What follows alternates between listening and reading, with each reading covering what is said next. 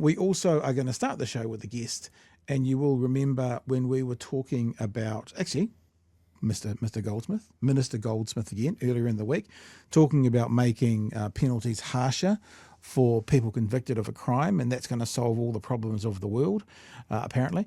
And we brought up this story from the University of New South Wales, which is by Ben Knight. Ben Knight is citing an Emeritus Professor, and that's Professor David Brown. And we have the honour of actually having a chat with Professor Brown right now. So we welcome him to the show. Good evening, Professor Brown. Welcome so much to the show. Good evening, Pat and Chewie. Nice to be with you. We're in an interesting stage of life over here in New Zealand. Now you're in Sydney, but you're a Kiwi back in the day. We're a Kiwi, but living in Australia, working in Australia now. So you're part of our brain drain. Well, and when you said you went there in 1974, who was the government in 1974? Oh, Any ideas? I remember when I was doing postgraduate research in England just before I came to Australia, and being very proud of Norman Kirk sending the boat to Mururoa. So Yeah. at that, but that was a year or so before I came. I can't quite remember exactly in 74. I was just going to see if we could link it into the brain drain we've got at the moment, because obviously, Professor, you've got a big brain and you were drained out of New Zealand at some stage. Anywho, we've got an interesting conversation going on in New Zealand at the moment where this current government is telling us harsher sentences, longer sentences, up to and including, quite literally, Paul Goldsmith this week said, well, if they're in prison, then they can't commit crime. And that's going to be the solution for all of our worries and troubles when it comes to crime in New Zealand, is longer, harsher punishments. Now, when we watched that clip earlier in the week, we used that item or that post written by Ben Knight, which quoted you. So we thought, let's go, no offence, but directly to the horse's mouth, so to speak, and say to you, David, what can you tell us about the links between harsher penalties and the deterrent of crime? Yeah, well, I call deterrence a dirty secret of the criminal justice system.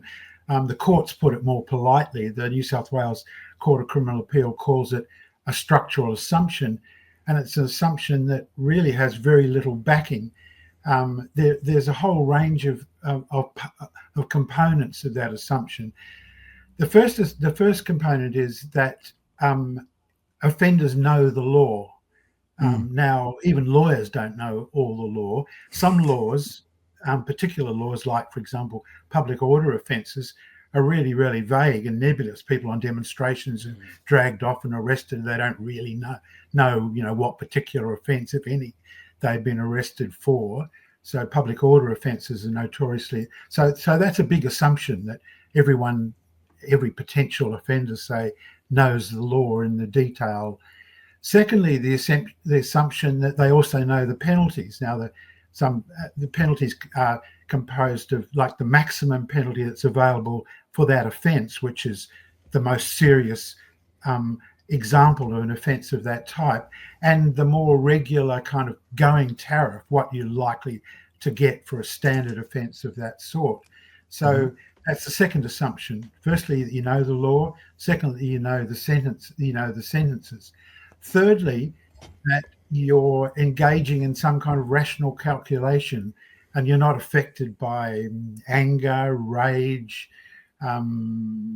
passion, peer group pressure, drug or alcohol issues, psychological disturbances of various kinds. And of course, those are factors that are affecting a lot of people who are making decisions. That people who are committing crimes aren't necessarily making some really clear-cut, considered, rational sort of view. The fourth assumption behind deterrence theory is that people have a belief that they will be apprehended, prosecuted, and convicted. And that's a very questionable belief, because we know from police clear-up rates and reporting rates and so on that, the actual proportion of crimes that lead to conviction is minuscule for many sorts of offences. And then fifthly, that the people are unaffected by or not influenced by a wide range of social, economic, cultural factors creating the context within which they act. Now, criminological research, of which there's insufficient on deterrence, suggests that all those multiple assumptions underlying deterrence theory are really unwarranted and are highly problematic. So, but the whole criminal justice system, the judges, the society at large tends to assume that the general deterrence, which is deterrence of other people, or specific deterrence, the deterrence of that particular individual, is is just there and it works. You said that there's insufficient research on deterrence. Why is there insufficient research on deterrence? It would seem to be a logical thing. Is there any nefarious reason, like people don't want to do it because they want to be able to say we're tough on crime? I think there is some difficulty. You can either do it by using research, using statistical data, and there are problems in doing that. And secondly, you can do it by actually interviewing people. You would go into prisons or interview offenders, and what did they have in mind? Were they thinking about the penalties and the severity of the penalty when they committed crime? And there's some research along those lines, and that has tended. One of the clearest and most robust findings out of the criminological research on deterrence is that what we call marginal deterrence, that is the severity of penalty, has no or almost no effect at all. It doesn't matter if someone's going to get 2 years or 4 years. That really doesn't affect whether they are going to commit the offence or not. That's a pretty clear-cut finding. The other pretty clear-cut finding from the research is that the likelihood of apprehension, it does have some effect. So if people think, well, I'm going to do this particular act, but and then I'm going to be prosecuted and convicted, that likely findings out of the deterrent research. Otherwise, it's just I'd call it a myth. It's just a structural assumption that's probably so important to the whole kind of sentencing complex that people don't really welcome research into deterrence theory. I wonder as well, and obviously we the general public, not the people looking into this research, can sometimes over simplify things. But if in America they have the death penalty in some states, and in those states they still have quite a high murder rate, that kind of says to me the most serious of deterrent in the criminal justice system doesn't stop it. Do we need to go any further than that when making policy? Yeah, indeed. I think that's a really good example. In fact, of course, the states with the highest, with the death penalty and the highest rates of execution are also those states that are the most violent and have the highest crime rates. So far from driving the crime rate down, it has exactly the opposite effect. And the other example, a popular example we might give, is just the recidivism rate. It varies from jurisdiction to jurisdiction, but approximately 60% and higher of people who go to prison have been there before. So in other words, the most serious penalty that the criminal justice system can award in most jurisdictions it certainly hasn't been a deterrent to those people because they've already been there before. So I'd put one caveat on this about deterrence theory.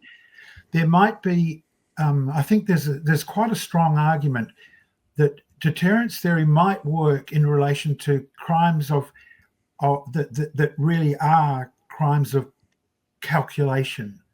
And here we might look to crimes of the powerful, essentially. So crimes like pollution, large-scale fraud, crimes like wage theft, crimes like industrial manslaughter, crimes like failure to provide proper occupational health and safety systems. Those are crimes committed by, in many cases, very large corporations who are very, very well resourced, and there may well be an economic calculation that it's better to face up to the paltry fines, essentially pocket money, that they will receive if, and the very unlikely chance they happen to be prosecuted, and then with a battery of very expensive lawyers happen to be convicted on that offence. The fines are derisory, really, and it may well be that they decide, well, we'll take the risk, the economic risk of breaking the law and being subject to one of those fines, rather than spending the money that would be required to institute, for example, a proper health and safety system, make sure people don't die on the job, and so on. So it might be that in those types of crimes that are carried out, often by white collar, professional, very well resourced people, do involve an element of economic calculation that might be able to be slightly inflected by deterrence, by an increase in penalties, for example. Chewie, I know I've asked a lot of questions here. I'll give me one more, then I'll shut up, and Chewie, you can jump in with your stuff. But first of all, I wanted to read something that was from the article that we first referenced. It's not a quote by you, but Ben Knight says this is what you say. So it's talking about you, and he says the criminal justice researcher says harsher punishments, such as longer prison sentences, not only do not prevent crime, the myth of deterrence, but may actually have the opposite effect. Now, as a voter, as a citizen, obviously I want to see my government, whether they're red or blue or yellow or green, whichever party they are that running, I want them to still be successful for my country. I want them to make decisions that are the best for the country. If what we're saying is the deterrence idea can actually work the opposite of, it can make matters worse. Can you explain how that's the case? Because if that is the case, none of us should want our government to put these things in place. If they're going to make the matter worse, we should be looking for a better solution. So could you speak to that first of all? Okay, sure. I think there's increasing evidence that imprisonment in particular has a criminogenic, that is, a crime-producing effect, especially in relation to marginalised communities. So in the Australian context, Aboriginal and Torres Strait Islander communities, in New Zealand, Maori and Pacifica communities, in places like Canada, First Nations people, and similarly in other settler colonial states, and African Americans in the US, they're so disproportionately the subject of criminal justice sanctions, and so disproportionately imprisonment as a proportion of their component of the population, that the argument is we reach a tipping point where people from those communities become acculturated into expecting imprisonment as a sort of relatively normal part of life. And the effect on the overall community is that every single person in that community knows someone, has a father, a brother, a son, a mother, a cousin, a bloke down the road, and so on, who they know, who's spent time or is in prison. And that becomes a kind of a normalized part of expectation of life. And the other part of that is, so to that extent, for those communities, increasing imprisonment rates from those marginalized communities only has a deleterious effect and an increasingly crime-producing effect. People think, well, that's just the way it is. We're just going to be subject to these kinds of laws. The other aspect to that, the other way that that increased imprisonment is crime-producing, is the civil disabilities that attend to a period in imprisonment. So when you've done time, you come out, it's that much harder to get a job. It's that much harder to get insurance. It's that much harder to get housing. It's that much harder to, you might have lost contact with your family and friends, for example. You're increasingly stigmatized in all sorts of ways. You have difficulty paying off debt. You're more likely to be homeless, for example. People get I daily hear stories of people. They come out of prison, they're given their green plastic bag, they're given some couple of $100 door money and sent off, and a week later they're sleeping in the rough in the park. I mean, how is that system supposed to prevent crime and lead people into deciding to, or have the ability to adopt a different way of life? Chewie, jump in, sir. So from what you're saying here, and it just makes sense to me, that longer sentences, harsher sentences don't work. And there's heaps of evidence and there's heaps of study into that. In your view, why is it that politicians the world over seem to ignore that and charge straight into, we will fix society by locking up more people for longer? What is their aim? Well, I think their aim is to be seen to be doing something about it. Their aim is a sort of performative one. We've got pressure. We've got pressure from the media. We've got pressure from the public. Crime rates might be increasing. There might be very adverse media stories. There might be particularly horrendous cases that everyone gets really, really legitimately and importantly upset by. And what are we going to do about this? How are we going to stop these things happening? And what's the easiest thing for politicians to do? The easiest thing for them to do, if they got a majority in Parliament, is just to pass another law. We're dealing with it. We're increasing imprisonments. We're going to make it harder to get bail. We're going to introduce new offences. That they can act out on the stage of Parliament and the stage of public opinion. These kinds of, we're doing something about it. We're acting on your behalf. Whether the question about, well, does this actually work, and does it help? Does it actually protect the public, or does it produce a crime prevention effect? Is shoved aside. So it's in many ways the easiest and the laziest thing to do, as against the much, much more difficult process of engaging in the kinds of social programs, the really hard work of going out into communities, listening to people, identifying, for example, within a particular, say, marginalized community, what are the organizations that are doing the work of trying to lead and provide social security and unity and social solidarity in those communities? They might be sporting clubs, they might be churches, they might be trade unions, they might be they might be schools, they might be all manner of women's groups. There might be all manner of different organizations out there battling in those communities to try to make those communities better places, safer places. What politicians need to do is both do the research, go out, listen to those people in those organizations. They're worried about crime too, but they've got ideas. They know why are the young kids out on the street yahooing and leering up and committing break-ins and stealing cars and things at night. Well, they've got an idea about that, and they've got an idea about how you might reduce that and try and fix it. But you need to go out and you need to listen to those people. You need to increase the funding to those kinds of organizations.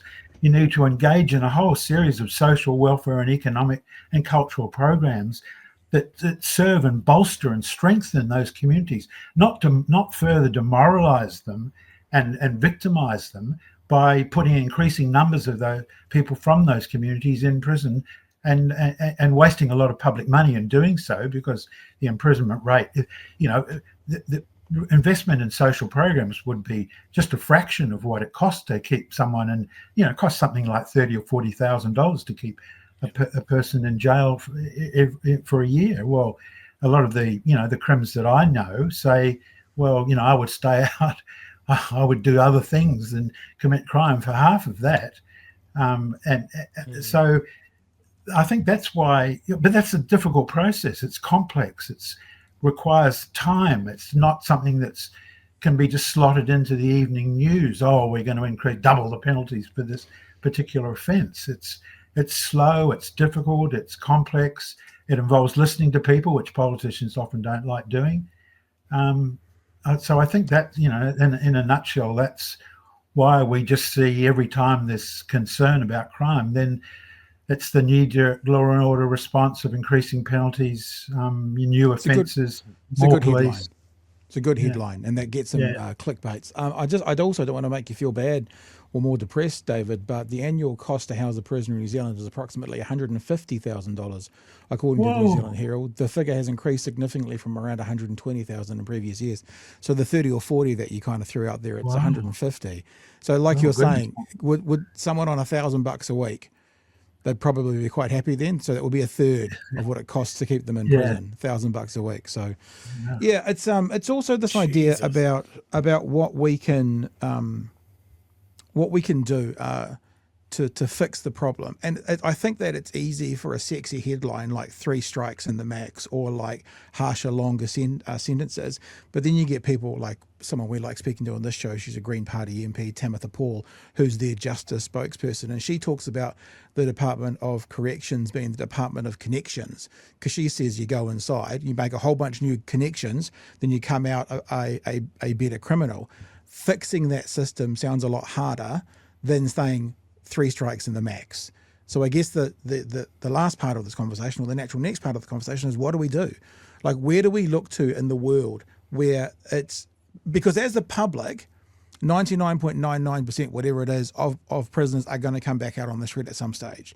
The thing I want as a member of the public is for that person to be as best as possible, a functioning member of society for them and for us, so that they don't end up back there from crimes committed. Like, where in the world do we see the best results from that? What do we do to get the outcome that is best for all of us, rather than the one that you're telling us doesn't work but makes a good headline? Okay, well, just to give one example, I think that there's a program goes under the name of Justice Reinvestment, and it's taking root in Australia, particularly in Indigenous communities. It arose in the States, where some social researchers came up with the notion of $1 million blocks. And what these were one block of housing in a city, which had in which more than $1 million was spent imprisoning those people from that block in a year. And they thought, well, these were blocks that were largely in poorer sections of the city. They had very little social provision, and the researchers started to say, well, what if, instead of spending the money sending people off to prison, why don't we set up employment programs? Why don't we set up drug and alcohol programs? Why don't we try and rebuild the infrastructure of these decaying parts of the inner cities? And when they did that, they tried to divert the money away from in prison to actually producing social provision. Then they started to see reductions in crimes in those areas. That's been picked up in the Australian context, largely within Indigenous communities. It's been given some backing by the federal government, who the Labor government has allocated $80 million for Indigenous communities to apply for funding to set up justice reinvestment programs. And just to give one example, in Burke in New South Wales, a Marinduka structure, which is a structure of elders and Indigenous community leaders who then negotiate with social service providers and the police to try to introduce a whole series of sort of broadly crime prevention schemes. But it's not just it's not just aimed at crime. It's aimed at things like school retention rates. Why aren't kids in school? It's aimed at driving is a big issue out in rural New South Wales, because a lot of people don't have licenses, so they keep on being picked up and charged with driving offences. So how can we institute a system where it's easier to get a license and harder to lose it, and so on?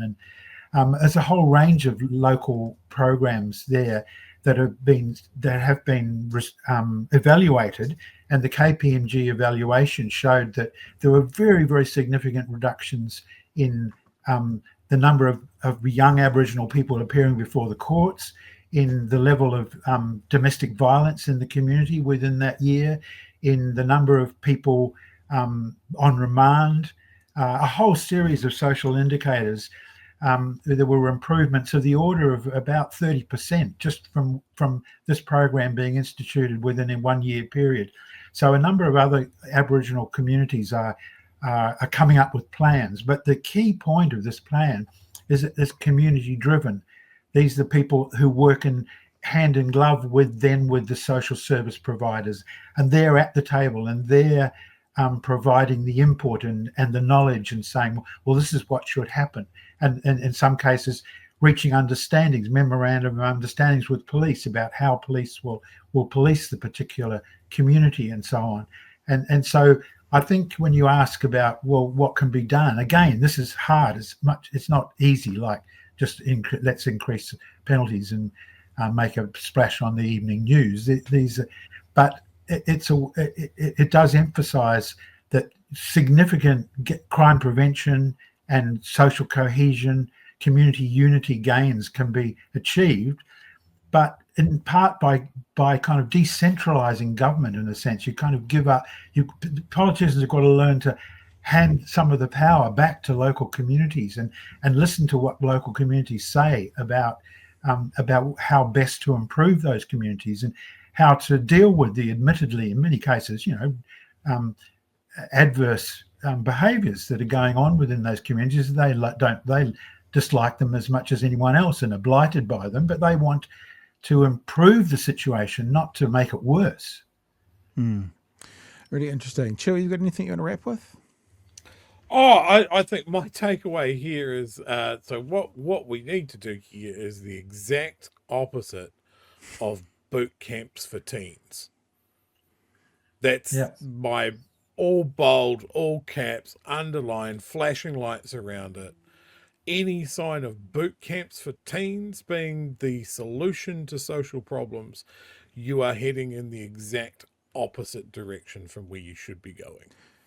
I'd agree with that, except I'll just add this, that they're not boot camps, but say again, in relation to Indigenous people in Australia, if there are camps that are about young people going out into country and learning, their cultural sort of belonging and of which there are some developing in the Northern Territory and in Queensland, then and that are Aboriginal run, then those kinds of places can be quite valuable. Yeah, that's that connection to community. That's something that gives people a place and a self-worth is more valuable than trying to replicate something armies did 20, 30 years ago for a completely different purpose. Yes. Yeah. I think deep down, unfortunately, we as the human beings, we have a bit of a vengeance in us. If someone cuts you off in the car, you want to flip them the bird. If someone steals from you, you want to see bad things happen to them. It seems to be a bit of human nature, and I guess the progression to harsher, longer penalties might satiate that vindictive, nerve we've all got. Yeah, why should they be able to go to the outback and, have a holiday and as opposed, but I guess if we were a more mature society, I think what we'd be able to do is go, what's the best outcome? Our Prime Minister, Mr. Luxon, loves talking about outcomes, but in this instance, he doesn't seem to care so much about the outcome. He wants the headline. And what's the best outcome for society, for the victim, if there is a specific victim, and for the offender? And the vengeance vein goes, fuck the offender, but actually it's a holistic kind of thing that'll end up being what's best for all of us, therefore a better outcome for all of us. I don't know how we get that mature society, but I fear that's what we're facing. That's the uphill struggle we face, David. Yeah, I couldn't agree more. I think that's the problem with deterrence theory, that it's not just about politicians, it's about all of us. It's about the media in particular, public opinion, about us as people recognizing that we need to develop the policies that encourage and foster social welfare and social belonging and unity and social solidarity that we've been in the process of losing over the last few decades as the effects of a kind of neoliberalism and a kind of we're just in it for ourselves, that sort of sense. Yeah. That just crudely, that it's a split between we're in it for ourselves and we're in it with everyone else. We're all in this together, and the we're all in this together sort of ethos, which is the foundation stone of social democracies, which we claim to be, has been hollowed out in recent decades, and we need to kind of to go back and recover that sort of social solidarity. Hey, David, thanks so much for joining us tonight. Really appreciate you giving us absolutely. half an hour of your life, 40 minutes of your life. And I don't know, I get the sense, like I originally thought, I wonder if I could get Paul Goldsmith on and get him to talk to David. I didn't get time to even approach that. But, you know, I think that what you're talking, every political party should look at when it comes to the justice system. Because as I said, every political party should want what's best for society. And as we've said a couple of times tonight, harsher penalties, longer sentences don't seem to be the way. So when people say to us on Twitter, well, what's your solution then? It's like, well, we're just a couple of radio clowns from Dunedin, me and Chewie. We don't need to provide the solutions. But if we get on experts with the research like yourself who go, this is not the solution, well, then we need to try something else. I think it's okay for us to go, we don't have all the answers, but we know this doesn't work. The research is clear. So thank you so much for joining us tonight. Really appreciate your time. And it was lovely to meet you, and we'd love to have you back. Great. I'd like to do that. I enjoyed it. Thanks very much. Thank you, David. All the best. Thank you so much.